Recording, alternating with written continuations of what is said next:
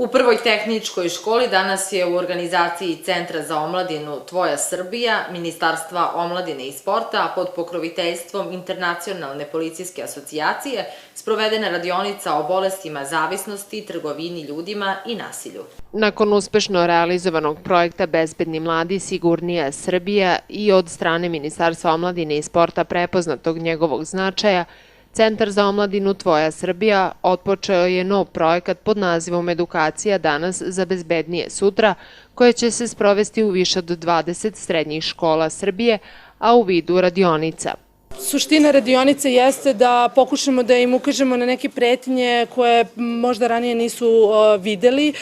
Pričat ćemo, tako kao što ste rekli, trgovina ljudima, bolesti zavisnosti, ali ono na što stavljamo trenutno najveći akcenat je vršnjačko nasilje, koje je trenutno Srbija u svetu zemlja koja ima najveći postotak vršnjačkog nasilja, tako da smo gledali da se fokusiramo što više na tu temu. Radionice drže eksperti iz Internacionalne policijske asocijacije koji imaju jako mnogo iskustva i u predavanju, a i u operativnom radu, tako da onda mogu mladima da daju neke primere iz prakse koje oni ne mogu da pronađu na internetu, da vide slike iz policijske arhive koje takođe ne mogu da vide na internetu i onda to učini ta predavanja dosta zanimljivim.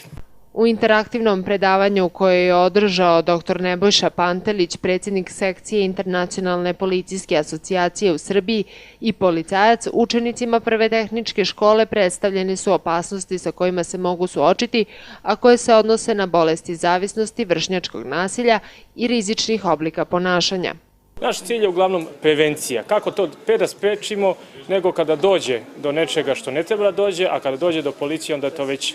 kasno. Mi svakako kao organizacija koja ima u svom sastavu 67 država sveta i preko 800.000 aktivnih policajaca podržavamo nacionalnu strategiju Vlade Republike Srbije za razvoj mladih i u tom kontekstu došli smo da svojim ličnim primjerom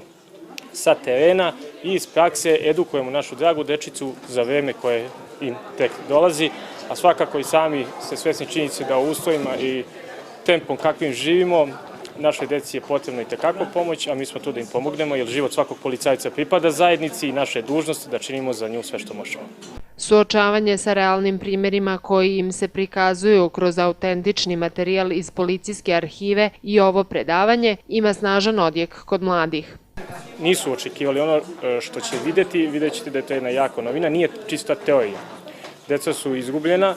jer oni vide ono što žele da vide, znate. A to su uglavnom lepe stvari, one koje im imponuju, ali iza tog lepog života i tih lepih stvari njima pokazujemo suštu realnost i surovu istinu.